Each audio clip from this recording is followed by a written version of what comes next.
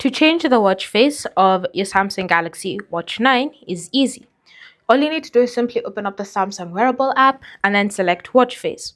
From here, you should be able to see the different watch faces available. You have them separated into different categories, which makes it even easier. So you can go ahead and select one to see how it looks like, and then you can select apply or edit, or you can just go back until you find something that suits your preferences. Now, when you find something, go ahead and select the option download, and then it may ask you for necessary permissions. So go ahead and allow and install, and then wait for the watch face to be added to your watch itself.